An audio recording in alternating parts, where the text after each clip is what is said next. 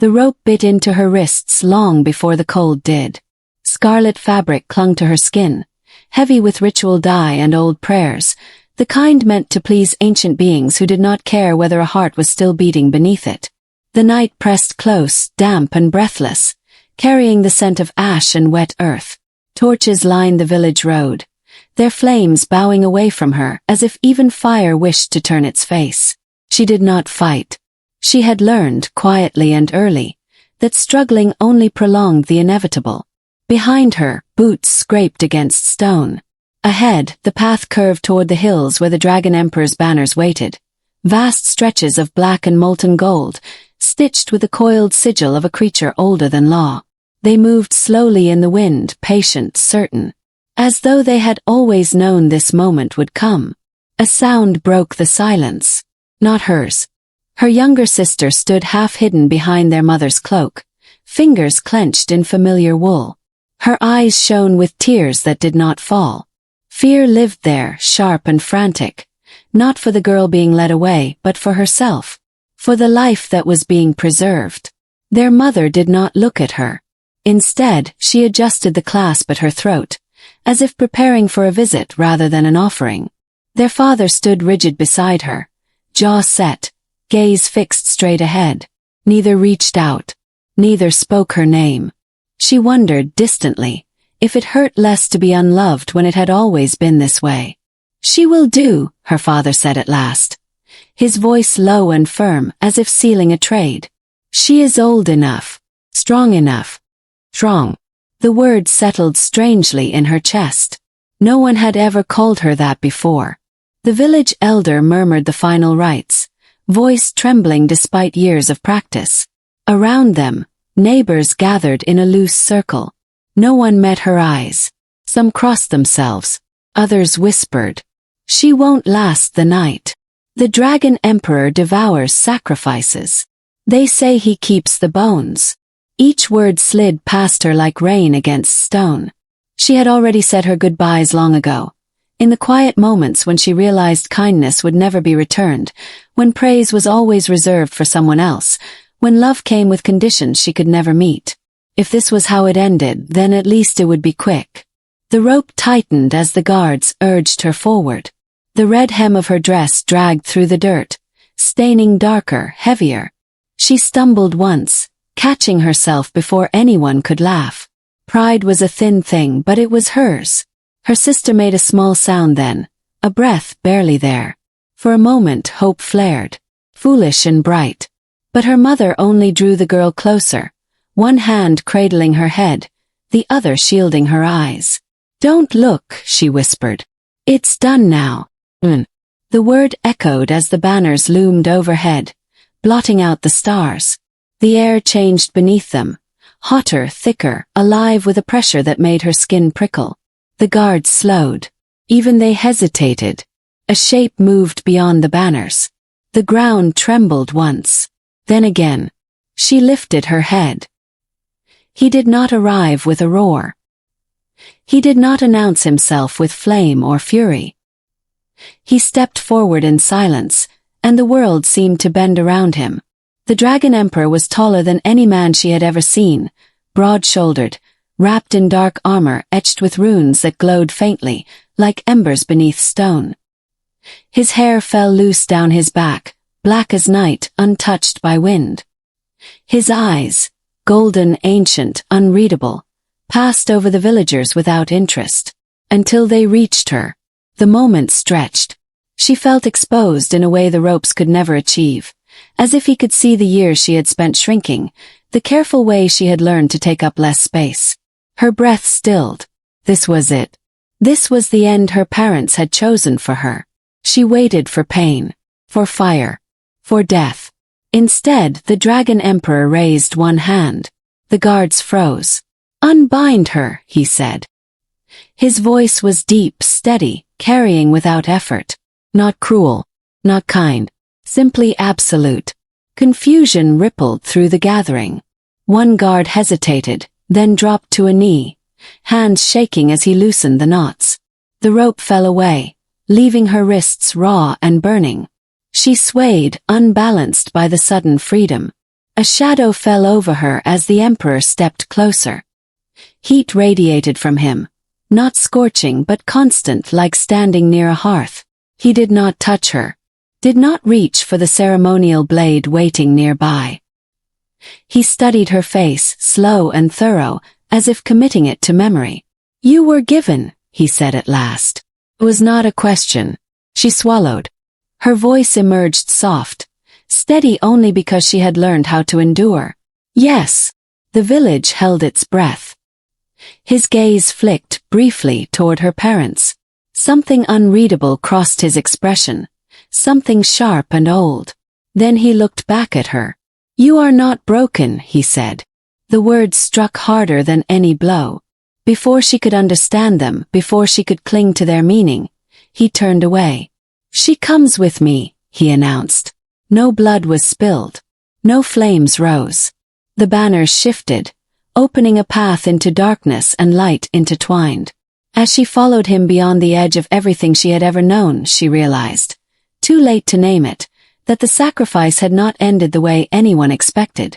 And the Dragon Emperor had not killed her. The world did not end when the village disappeared behind her. She had expected screams, fire, the tearing rush of pain that would rip her from breath and bone. Instead, there was only movement, smooth, relentless, and the steady heat of the presence walking ahead of her. The Dragon Emperor did not look back as he led her beyond the banners, into a passage of black stone carved straight into the mountainside. The doors sealed behind them with a sound like a held breath being released. Inside, the air was warm and scented faintly of smoke and something sharper. Metal, perhaps, or old magic pressed deep into stone. Her bare feet made no sound on the polished floor. She clutched the folds of her red dress, every step an effort, every heartbeat waiting for the moment mercy ended. Never came. Servants appeared from the shadows, silent as ghosts. They did not touch her at first. They bowed to him, not to her, and waited. "Take her," the emperor said. Her chest tightened. This was it. But his voice remained even, distant.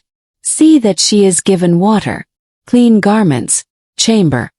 One of the servants glanced up, startled, then quickly lowered her gaze. "As you command, my lord." Hands guided her gently, not gripping, not cruel, down a corridor that glowed with soft, amber light. She stumbled once, and someone steadied her elbow without comment. No one spoke her name. No one spoke at all. The bath waited behind a carved door. Steam curled upward, carrying the scent of herbs she did not recognize. The water shimmered, warm and inviting, utterly wrong for a place she had been told devoured offerings whole. Her dress was loosened carefully, reverently, as if it were something sacred rather than a mark of death. She stood there, trembling, while the red fabric slipped from her shoulders. This kindness felt dangerous. She lowered herself into the water slowly, half expecting it to burn. Did not. It soothed the ache in her wrists, the stiffness in her back. For a moment she forgot to be afraid, and then fear rushed in twice as strong. Because pain she understood. Comfort meant waiting. When she was clean, dressed in pale silk that clung softly instead of weighing her down, they led her to a chamber carved high into the citadel wall. The room overlooked a vast expanse of stone and flame-lit courtyards far below. There were no bars on the windows, no chains waiting on the floor. The door closed behind her with a gentle click. Alone at last, she pressed her palms to the cool wall and breathed. Minutes passed. Or hours. Time felt loose here, unanchored. She sensed him before she saw him. Not footsteps, not sound. Awareness. She turned slowly. Across the chamber, near the balcony doors, the Dragon Emperor stood in shadow. He had not entered through the door. She did not ask how long he had been there. His gaze rested on her. Not invasive, not hungry. Measuring. Watchful. As if he were guarding something fragile rather than deciding how to break it. "You will stay here tonight," he said. Her throat tightened. And then, he replied, "we will see." The words should have terrified her. Instead, they carried a strange neutrality, like a promise he had not yet chosen to make. She waited for him to approach. He did not. You expect pain, he said, not unkindly. She hesitated, then nodded. Yes. That expectation will fade, he said. Not tonight. But it will. Her fingers curled into the silk at her sides. Why? The question escaped before she could stop it. For the first time, something flickered across his face. Something like surprise. Or respect. Because you were given, he answered. And I do not destroy what is offered in ignorance. She did not understand. But she felt the weight of the words settle around her like unseen armor. He turned then, stepping back into the shadows. Rest. The door did not lock behind him. She did not sleep for a long time. Yet when she finally lay down, surrounded by quiet instead of screams, she realized something had shifted deep inside her chest. Fear was still there, but it was no longer alone. Morning arrived without bells or commands. Soft light crept across the chamber, warming the stone beneath her bare feet. For a long moment after waking, she lay still, listening for danger. Her body remained tense, prepared for shouting, for chains, for hands that would not ask permission. Nothing came. The silence here was different from the silence of fear. It was controlled, intentional. She rose slowly and crossed the room, peering over the balcony edge. Below, the citadel unfolded like a living thing. Terraced halls, wide courtyards veined with channels of glowing magma, soldiers moving in disciplined patterns. Power thrummed through the air, ancient and contained. This was the heart of a monster's domain. Yet she stood untouched. A soft knock sounded behind her. She turned, heart jumping, but the servant who entered kept her eyes lowered and movements careful. A tray was set near the window. Bread, fruit, steaming tea. You may eat, the woman said quietly. No one will disturb you. No one. The words echoed long after the door closed again. She forced herself to take a bite. The bread was warm, real. It grounded her in her body, in the fact that she was still alive, that the night had passed and she remained. Later, when her courage gathered enough shape to move, she followed the corridor beyond her chamber. No guards stopped her. No chains tugged her back. The citadel seemed to watch her instead. Walls etched with dragon motifs, eyes carved into stone that gleamed faintly as she passed. She found him in the council hall. The dragon emperor stood at the center of a wide chamber, light spilling down from an open dome above. Advisors ringed the space at a careful distance, their voices hushed, deferential. None spoke while he listened. She paused at the threshold, unsure if she was allowed to be seen. He sensed her. His head turned, slow and deliberate, golden eyes settling on her as if they had been waiting. The room fell silent. Come forward, he said. Her steps felt too loud on the stone floor. Every gaze followed her. Curious, assessing, some openly disdainful. She kept her chin level, her hands folded neatly in front of her, the way she had learned to stand when she was not meant to draw attention. She stopped a few paces away from him. You will remain in the citadel, he said, not to the room but to her. You will be given shelter, food, safety. The words struck something tender inside her. And my fate? She asked softly. A murmur rippled through the advisors. No one spoke to him like that. He did not react with anger. You have already fulfilled what was required, he replied. You were given. That debt is paid. Her breath caught. Then what am I to you?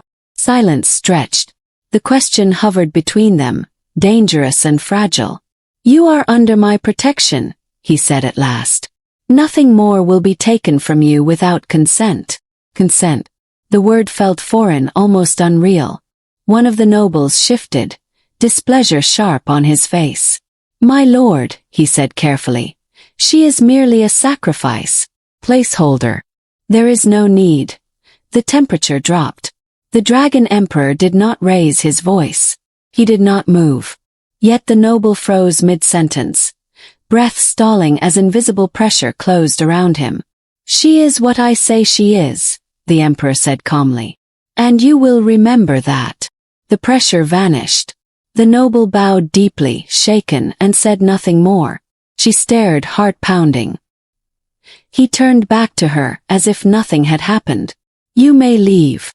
She hesitated. You won't claim me. The word tasted like ash. A flicker of something unreadable crossed his eyes. No, he said. Not now. Not ever unless you choose it. The certainty in his voice unsettled her more than cruelty would have. Monsters took. They did not wait. As she turned to go, whispers followed her, sharp, cutting. She's nothing. She'll be gone by winter. She won't survive his patience. She kept walking. Later, in a shadowed corridor, a servant stumbled near her, a heavy tray tipping dangerously. She moved without thinking, catching it before it fell. The servant gasped in relief, gratitude shining in her eyes. Before she could speak, footsteps echoed. The Dragon Emperor stood at the far end of the hall, watching.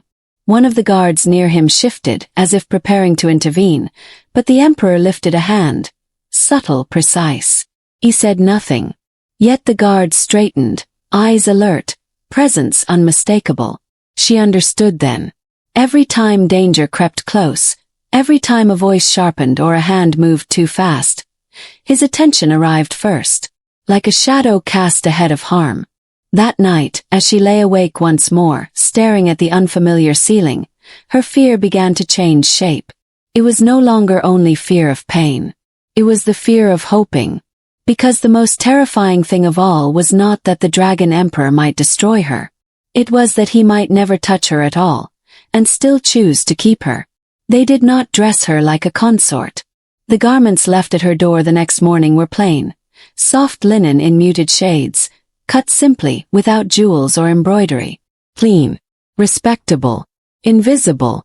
The kind of clothing worn by those who were meant to pass through halls unnoticed. She accepted them without comment.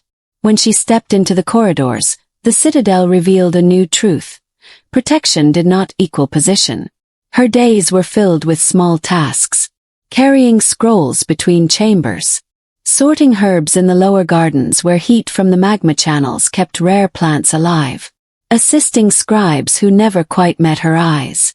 No one ordered her cruelly. No one bowed. She was present but unacknowledged. And yet watch. She felt it in the pauses that followed sharp words. In the way doors closed gently instead of slamming. In the way guards subtly shifted to stand closer when noblewomen passed her with narrowed eyes. The noblewomen were the worst. They moved through the citadel like jeweled blades, voices smooth, smiles sharpened by boredom. They spoke loudly when she was near, careful never to address her directly. A sacrifice without scars, one murmured as she passed, gaze flicking over her plain dress. How disappointing. Another laughed softly. He grows sentimental in his old age. They did not touch her. They did not need to. Words had always been enough. She lowered her head and kept walking, the familiar ache blooming quietly in her chest. This she understood. This was a language she had spoken her whole life. In the lower halls, among servants and soldiers, things were different. A cook slipped her an extra piece of bread without a word. A guard nodded to her once, respectful, uncertain. An elderly woman tending the hearth smiled and said, "You have kind eyes," as if it were the most natural thing in the world. Kindness from those with nothing to gain felt heavier than gold. Sometimes as she worked, she felt a presence. Not close enough to see, but near enough to sense. When she glanced up, she would catch a flash of black armor disappearing around a corner. A reflection in polished stone that did not belong to her.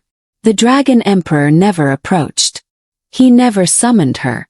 And yet, whenever cruelty sharpened too far, something shifted.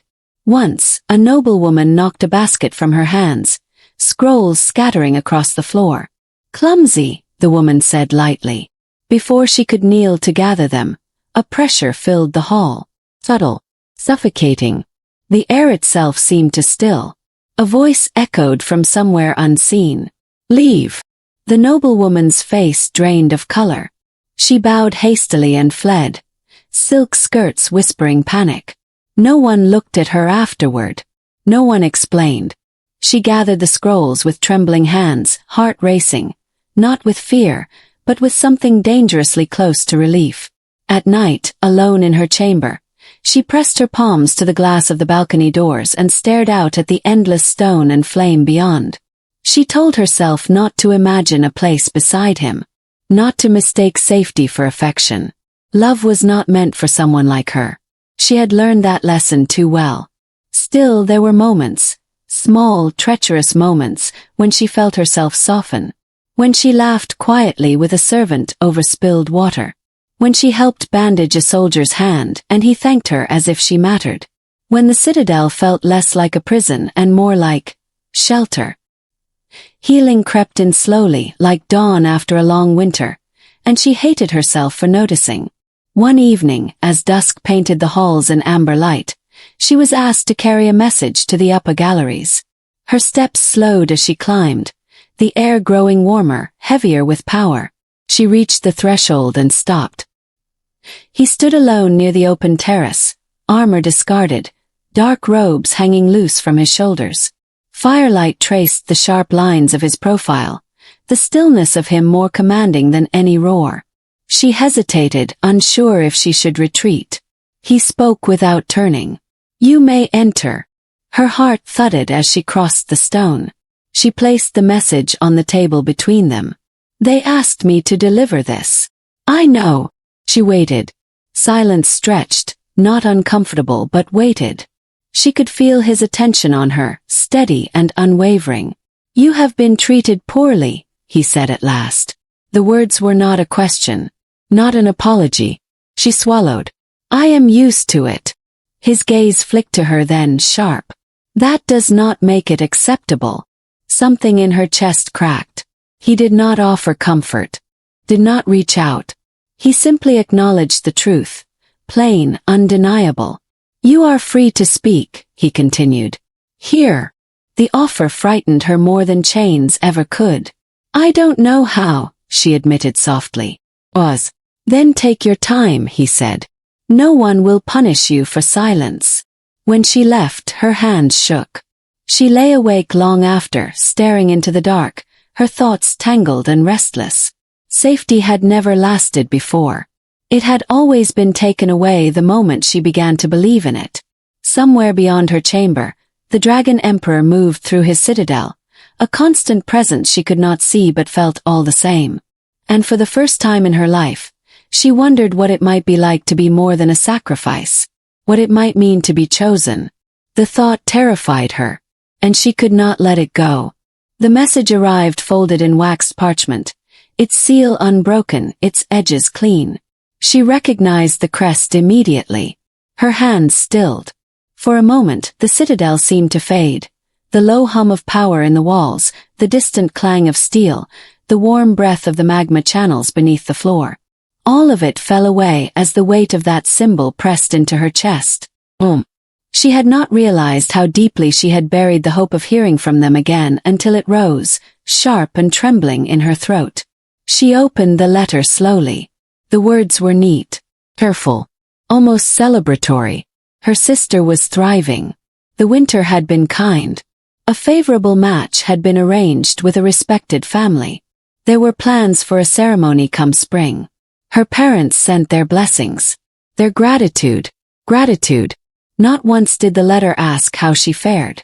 Not once did it speak her name with concern or wonder or regret. She was mentioned only in passing, as one might mention a bridge that had already been crossed. She folded the parchment with steady hands and placed it back on the table. Then she sat, and breathed through the hollow ache spreading behind her ribs. Around her, the citadel continued as it always did. Servants passed outside the door. Voices drifted through the halls. Life moved on, untroubled by the cost of its own survival. Her sister had been saved, and no one had looked back. She did not cry right away. Crying felt like a betrayal of something she had fought hard to keep intact. Instead, she went about her tasks with careful precision. She sorted herbs. She carried messages. She smiled when spoken to. She moved as though nothing inside her had shifted. But grief has its own patience. It waited until night. Until the chamber was dim and quiet. Until the walls no longer echoed with footsteps. Until there was no one left to witness the unraveling. She sat on the edge of the bed, letter clenched in her fist, and the first tear fell. Hot, unexpected. Then another. Then too many to count. Her shoulders shook as soundless sobs tore free. Her hand pressed to her mouth as if to keep the pain from escaping. She cried for the girl who had hidden behind her mother's skirts. For the woman who had been deemed expendable. For the love she had never been granted, even when it cost her everything. She did not hear the door open. She sensed him instead. The air shifted. Warmth brushed her skin. She looked up startled, and there he was. The Dragon Emperor stood just inside the doorway. His expression unreadable. His presence filling the room without effort. His gaze moved from her tear-streaked face to the letter crumpled in her hand. He did not ask what was wrong. He did not tell her to stop. He closed the door quietly behind him and remained where he was, neither advancing nor retreating.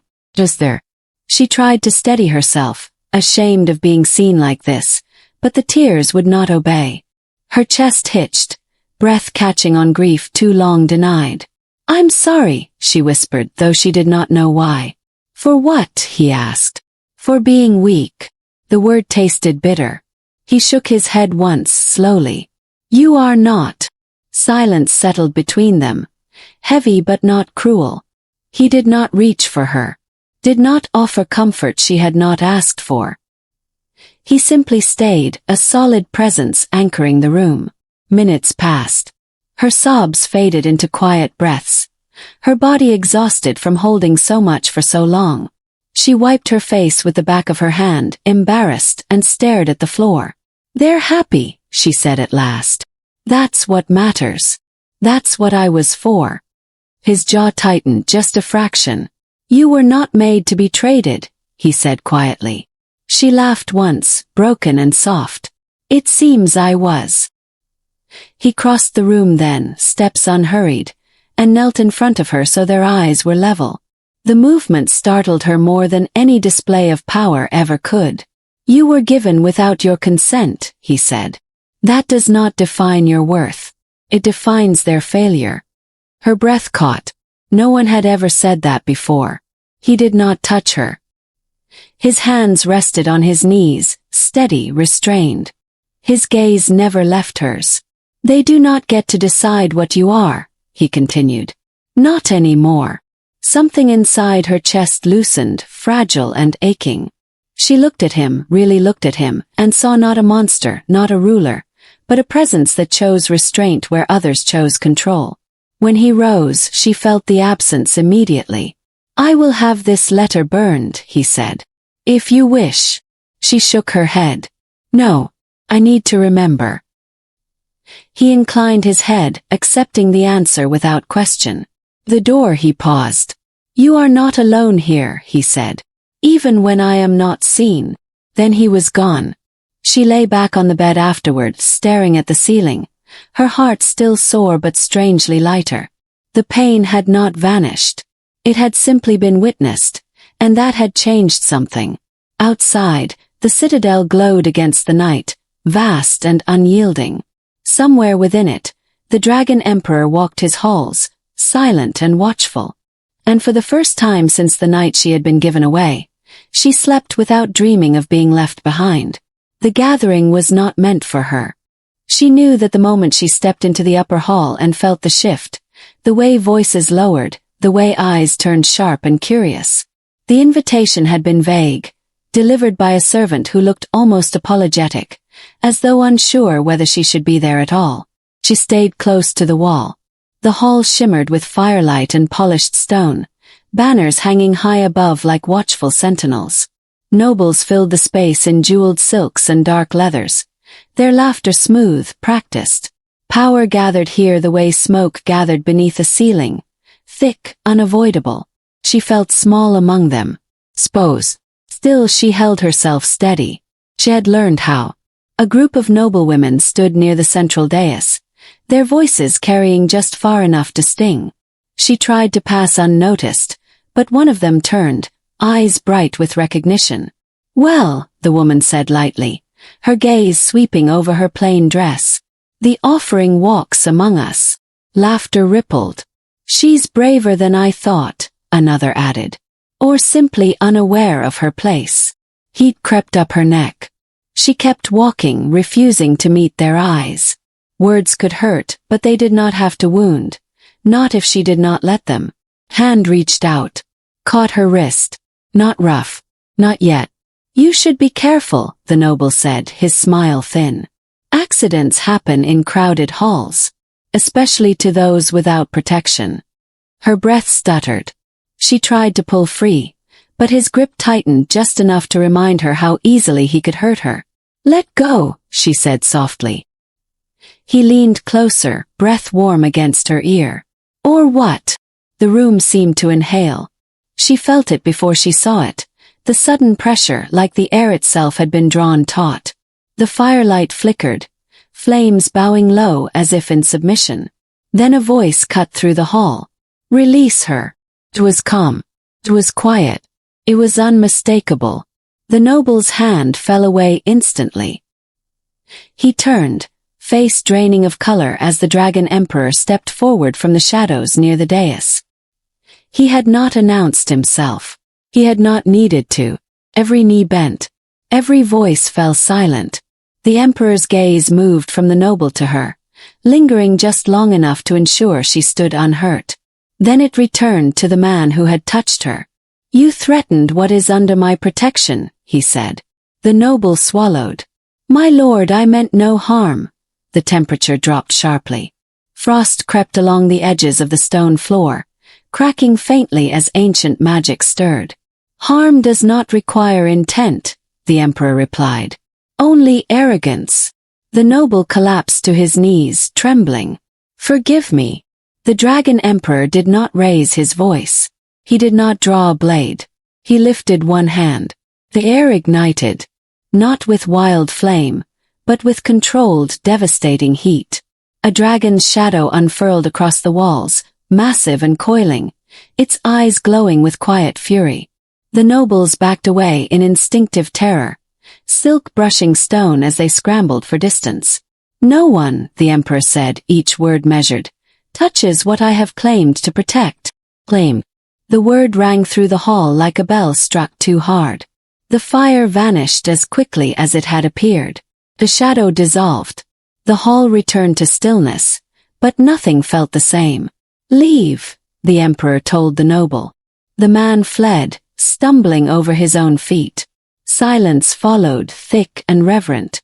She stood frozen, heart racing, every nerve alight.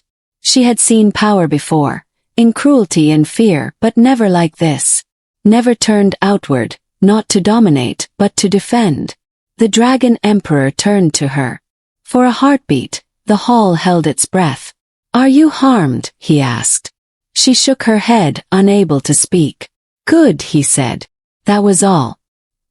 He stepped back, reclaiming his place as ruler, as though he had not just shaken the foundations of the room.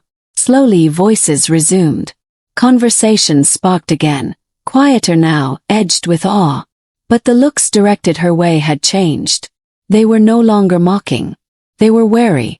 She slipped out soon after, her legs unsteady, her thoughts in disarray. The corridor beyond the hall felt cooler, safer, though her heart still pounded with the echo of flame. Later that night, as she stood on her balcony, the memory replayed in her mind. The dragon's shadow, the way he had said my protection without hesitation. She wrapped her arms around herself, staring out into the dark. For the first time since arriving at the citadel, she felt it. Not just safety but certainty. And it terrified her. Because if she let herself believe in this, if she let herself want what he had offered without words, the fall would be devastating. Yet somewhere deep within her chest, beneath the fear and doubt, something warm began to stir. Not fire. Hope. The citadel did not sleep after that night. Whispers threaded through its halls like smoke, curling around pillars, slipping beneath doors. She felt them wherever she went. Questions unspoken, glances lingering too long, a careful distance maintained by those who had learned what it meant to stand too close to her. Under his protection. The words followed her, heavier than any chain. She tried to return to routine, to herbs and scrolls, to quiet corridors and familiar tasks. But something had shifted inside her, a subtle pulling beneath her ribs, as if an invisible thread had been drawn too tight and now refused to loosen. It always led the same way. Toward him. She fought it for days. Told herself it was fear or imagination, or the aftershock of danger. But the pull remained. Steady, patient, impossible to ignore. When the summons finally came, it felt inevitable. Not delivered by servant. Not announced aloud. She simply knew where to go. The upper sanctum lay beyond a set of doors she had never crossed before, carved with ancient runes that glimmered faintly as she approached. They opened at her touch, warm beneath her palm. Inside, the air was thick with magic. Old, coiled, watchful. The Dragon Emperor stood at the center of the chamber. His back to her, dark hair loose, firelight tracing the broad lines of his shoulders. The space hummed softly like a living heart. "You feel it now," he said without turning. Her breath caught. "Feel what?" He faced her slowly, golden eyes searching her face as if weighing something heavy and long denied. "The bond," he said. The word landed like a blade. She shook her head. "There is no bond. I would know." "Yes," he replied quietly. "You would. Which is why it has remained dormant." Her hands curled into fists at her sides. "You said nothing would be taken from me without consent. And nothing has been," he said. "Not yet." The floor beneath her feet seemed to tilt. "Then explain." He gestured to the space between them and the air shimmered, just briefly. She gasped as warmth bloomed in her chest, sharp and sudden, not painful but unmistakable. A mark flared beneath her skin, unseen yet undeniable. She staggered back. "What did you do to me?" His jaw tightened. "What your sacrifice awakened." He spoke then of ancient magic, of queens bound not by blood but by choice and resilience, of bonds forged when a life was offered freely, even unknowingly, and power answered, of a mark that did not claim but waited. "You were never meant to die," he said. "You were meant to endure." That endurance called to the old magic. Called to me. Her heart pounded, fury rising fast and hot. "So this was always your plan?" "No," he said sharply. "If it had been, I would have claimed you the moment you crossed my threshold. I did not. Because you wanted to be generous." Her voice shook. "Or because you wanted me grateful." His eyes flared, dragon gold burning bright. "Because the bond does not belong to me alone." Silence crashed down between them. "I refuse to name it," he continued more softly now. "Because once named, it demands a choice. And you had already been stripped of too many." Her breath came shallow. "You let me believe I was nothing more than a protected shadow. I let you be free," he said. "Free to hate me. Free to leave. Free to decide." The words should have soothed her. They did not. "You watched me suffer," she said. "You let them look down on me. You let me believe I was unworthy of more." Pain flickered across his face, brief but real. "I let you decide who you were without my crown defining you." Tears burned her eyes, not from grief, but from anger too long contained. "You don't get to decide how much truth I can bear." "No," he agreed quietly. "I don't." The bond pulsed again, responding to the storm inside her. She felt it now, an awareness of him that went beyond sight or sound. His presence pressed against her senses, steady and immense, and it terrified her. "You should have told me," she whispered. "Yes," he said. "I should have." The admission cracked something open. She turned away, heart racing, breath unsteady. "I need space." He did not stop her. "Go," he said. "The bond will not bind you unless you allow it." She paused at the threshold, the pull between them aching like a wound. For a fleeting moment, she wondered what it would feel like to step forward instead. To choose him. The thought frightened her more than any sacrifice ever had. So she left. She fled the sanctum, the citadel, the certainty she had begun to trust. Her steps echoed through halls that no longer felt safe, no longer felt neutral. Every wall seemed to hum with awareness, with expectation. For the first time since she had been given away, she chose herself. Behind her, unseen, the Dragon Emperor remained where he was, one hand pressed to his chest, feeling the bond strain but not break. Waiting. Always waiting. She did not pack. There was nothing in the chamber that belonged to her. Not truly. Silk borrowed from a kindness she no longer trusted. Warmth given without explanation. Safety that now felt conditional, heavy with truths she had not agreed to carry. She left at dawn. The citadel gates loomed ahead, vast and ancient, their runes dim in the early light. No guards barred her path. No voice called her back. The silence felt intentional, as if the citadel itself were holding its breath to see what she would choose. Her chest ached with every step. The pull had not vanished. It tugged gently, insistently, drawing her backward even as her feet moved forward. She pressed a hand to her sternum, breathing through the strange warmth that flared there. An echo of him, of fire held in careful restraint. "I choose myself," she whispered, as if the words might cut the thread. They did not. Beyond the gates, the world felt colder. The land stretched wide and unforgiving, ash-gray hills rolling beneath a pale sky. She welcomed the bite of the wind, the way it cleared her thoughts. Pain was familiar. Confusion was not. She had not gone far when the ground shifted beneath her feet. The first arrow struck the earth inches from her boot. She froze. Shapes emerged from the rocks, cloaked figures, faces hidden, movements precise and practiced. Hunters. Not the kind who stalked beasts, but the kind who tracked secrets. "Don't run," a voice called.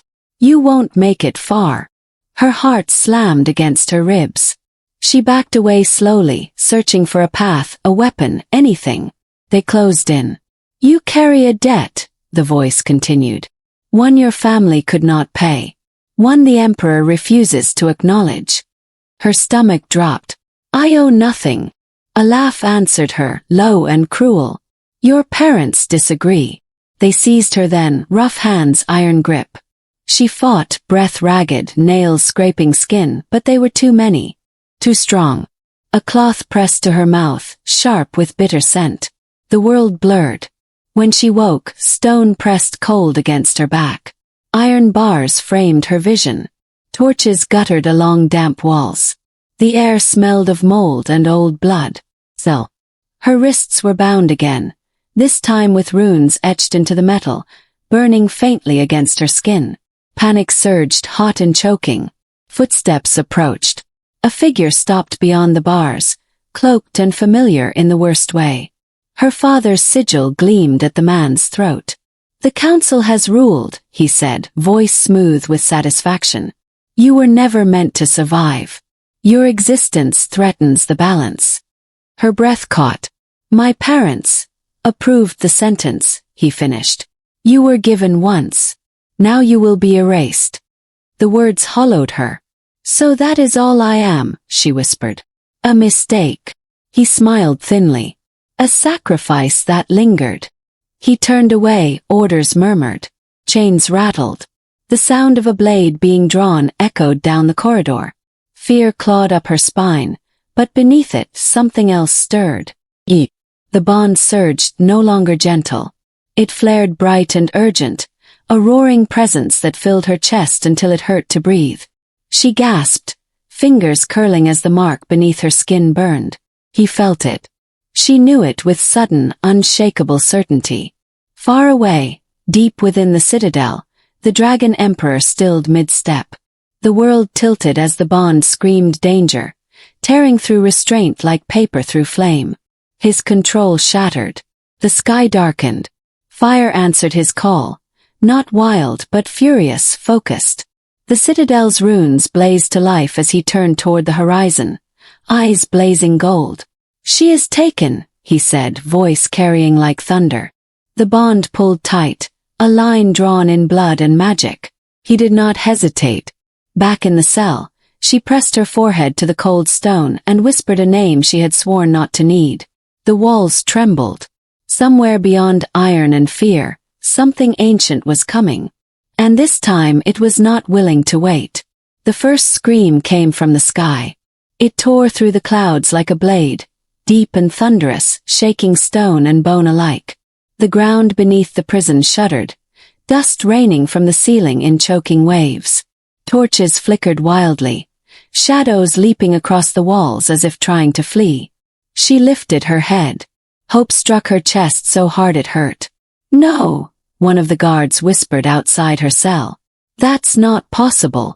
Another scream followed, closer now. "Not pain. Rage." A sound old enough to remember when the world still feared fire. The runes on her shackles flared, burning hot against her wrists.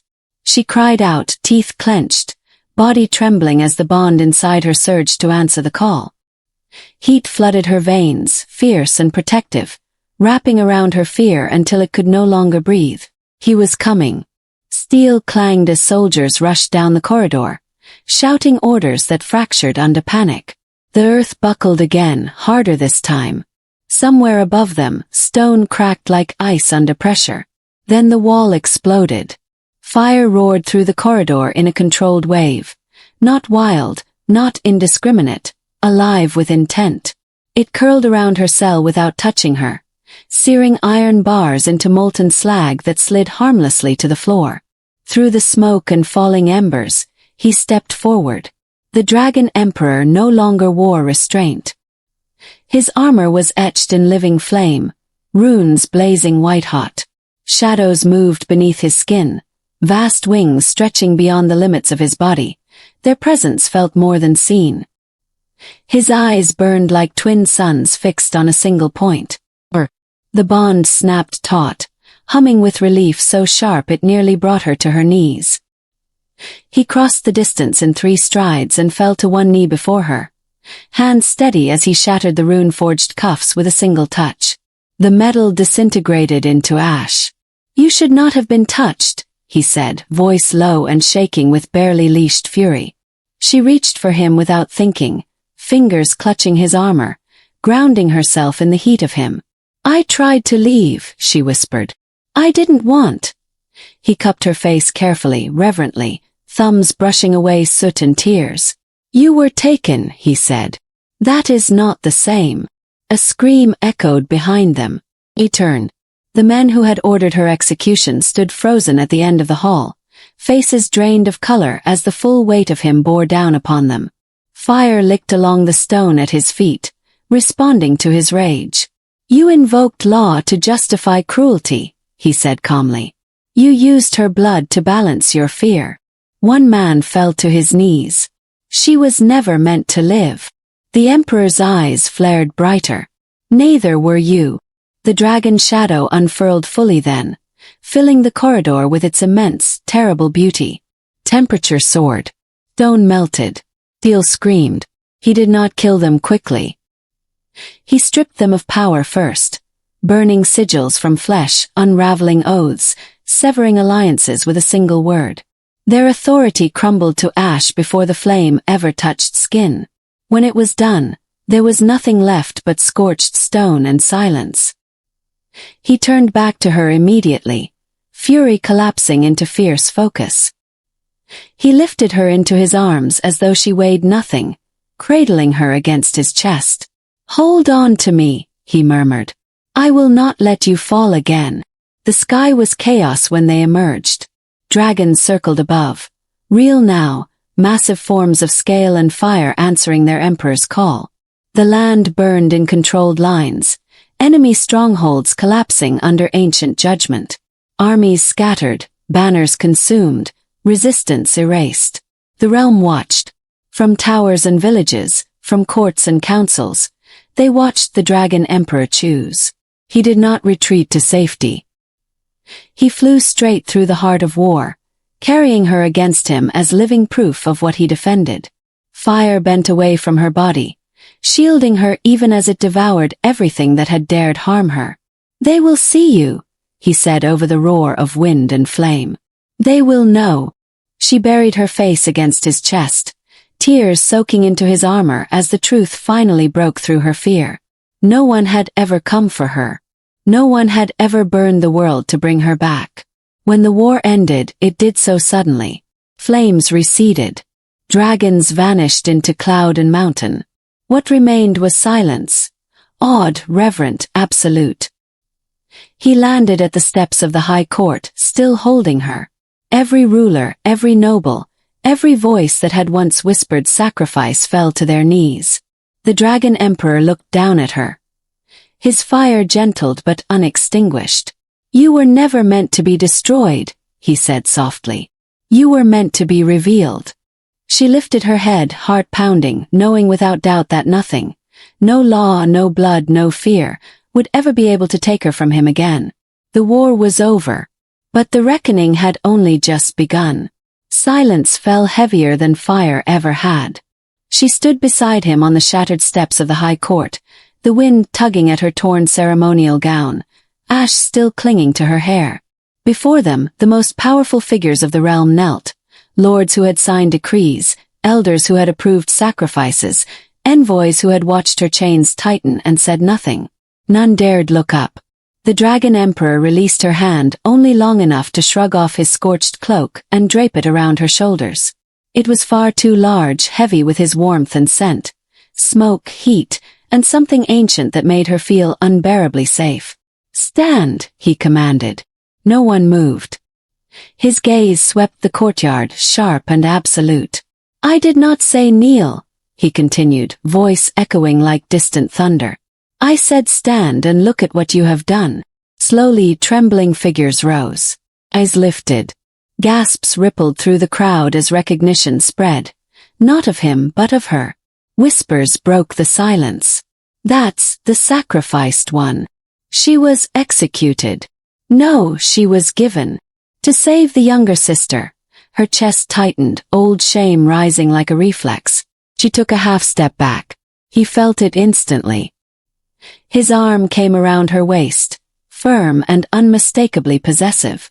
Not hiding her, claiming her place. She was condemned without trial, he said. Branded expendable because her blood was convenient and her silence expected.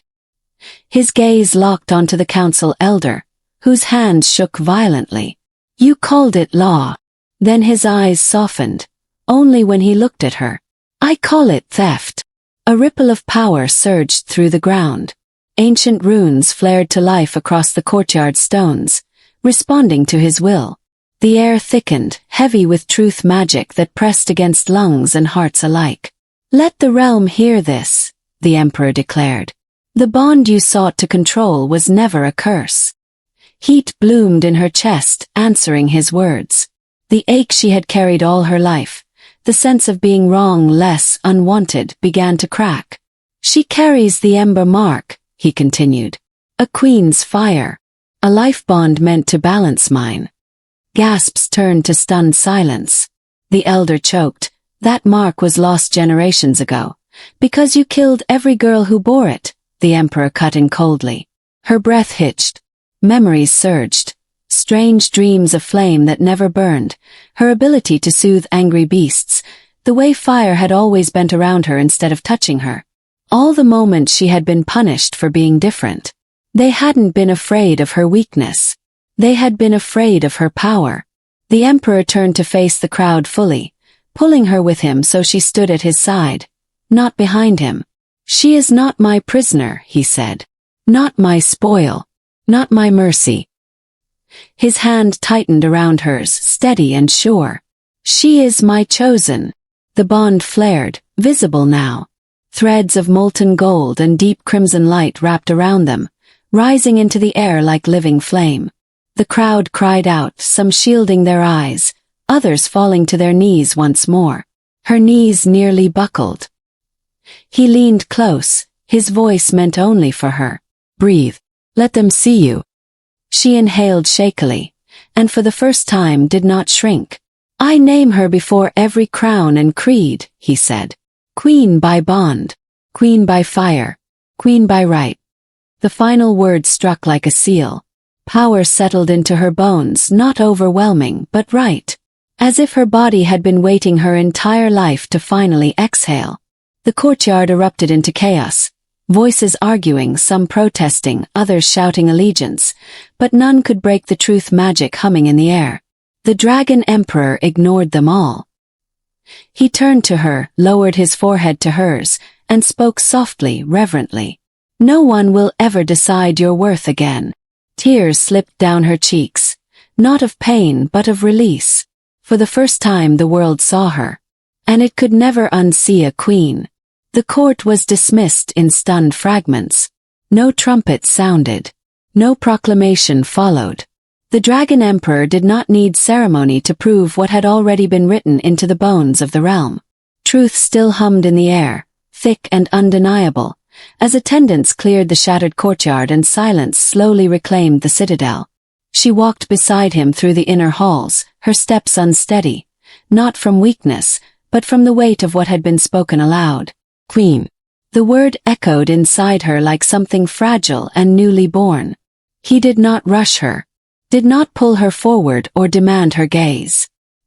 His pace matched hers, unspoken permission woven into every step. Guards bowed as they passed, eyes lowered in reverence that made her chest ache. Not long ago, those same halls would have swallowed her whole. Now they opened. At the threshold of a quiet chamber overlooking the fire gardens, he stopped. "This is where I will leave you," he said gently.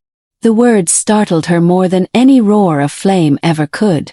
She turned, searching his face for command, for expectation, for the invisible chains she had spent her life bracing against. There were none. "You are free to rest," he continued, "or to leave, or to stay here and never see me again." Her breath caught. "After everything. Especially after everything," he replied. He reached into his coat and withdrew a simple circlet, not gold-encrusted, not blazing with power, just dark metal warmed by his touch. He held it out, not placing it upon her head. "This crown will never bind you," he said. "It only answers if you call for it." She stared at it, then at him. "No bargain," she whispered. "No debt. No price." His eyes softened, ancient fire dimming to something achingly human. "I was bound long before you arrived. Duty. To war. To a throne I never asked for." He lowered his hand. "I will not make you carry chains I despise." The room was quiet enough that she could hear her own heart, steady now, not panicked. For the first time, she felt the bond not as a pull, but as an open door. "You could walk away," he said. "The bond would ache, but it would not break you. I would not follow." The truth of it shook her. All her life, love had been a transaction. Obedience traded for scraps of approval. Silence rewarded with survival. Even sacrifice had been demanded, never chosen.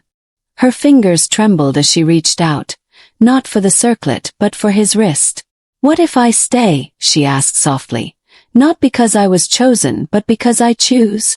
His breath stilled. "That," he said, voice rough with something carefully restrained, "would change everything." She stepped closer. Not pulled. Not compelled. Choosing. "I don't know how to be a queen," she admitted. "I still flinch when voices rise. I still expect to be sent away when I take up space." His other hand came up, not touching but hovering, waiting for her consent. "You will learn," he said. "And where you falter, I will stand with you. Not above. Not ahead." She nodded, tears gathering again. But these were not the tears of a girl being given away. They were the tears of someone being asked. She reached for the circlet at last. But instead of placing it on her own head, she pressed it into his palm. "I choose you," she said. "Not the throne. Not the protection."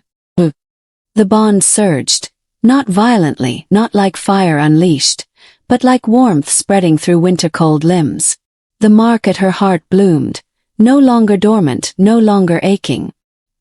He lowered his forehead to hers, reverent as a vow. "And I choose you," he whispered. "Every day, even if the world turns against us." When his hand finally rested at her waist, It was not possession. It was partnership.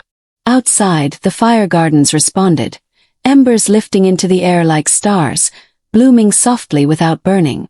The citadel itself seemed to breathe, as if something long awaited had finally returned home. She was no longer the sacrifice. She was the choice that answered back. And somewhere deep within the realm's ancient magic, the crown listened and woke. Dawn came slowly to the dragon's citadel, not with horns or ceremony, but with light slipping gently through high-arched windows, touching stone that had known centuries of war. The fire gardens below lay quiet, embers cooled into veins of soft gold, as if the night itself had finally learned how to rest. She stood at the balcony, wrapped in a cloak that smelled faintly of smoke and warmth. The wind lifted her hair, brushing her cheeks like a familiar hand. For once, the morning did not feel like something to endure. It felt like an arrival. Behind her, footsteps approached. Not heavy, not commanding. Just him. "You didn't sleep," he said softly. She smiled without turning. "I did. Just, not all at once." He joined her at the railing, close enough that their shoulders almost touched. He did not reach for her. He never assumed. That, more than any vow, told her this was real. Below, the realm stretched outward. Mountains catching firelight, banners stirring awake, people beginning their day unaware that history had shifted while they slept. "I used to think mornings were cruel," she said quietly. "They always asked me to keep going without changing anything." He watched her profile, listening as if every word mattered. Because to him it did. "And now, she breathed. "They feel like permission." Silence settled between them, comfortable and unafraid. When she finally turned, he saw the difference fully. Not just in the way she held herself straighter, or how the shadows no longer clung to her eyes, but in the stillness at her core. The absence of apology. She was no longer bracing for loss. The court gathered later that day, not in judgment but in witness. She walked beside him through the great hall, not a step behind, not pulled forward. Murmurs rippled through the assembly, but they held no bite. Nobles bowed. Commanders lowered their heads. Servants looked up with something close to hope. This time no one dared whisper sacrifice. He ascended the dais, then stopped. Every eye widened as he turned, not to the throne but to her. "This seat was never meant for one," he said, voice carrying easily. "Power without balance decays. Rule without mercy rots." He extended his hand. The choice was visible, public, undeniable. She took it. Not because the realm demanded it. Not because fate insisted. But because she had already chosen him in a quiet room with no witnesses at all. Gasps echoed as she stepped forward, the crown answering at last, rising from where it had rested, settling gently upon her brow as if it had always known the shape of her. Magic stirred, not sharp or consuming but warm, recognizing. She felt it then, not dominance, not command but connection.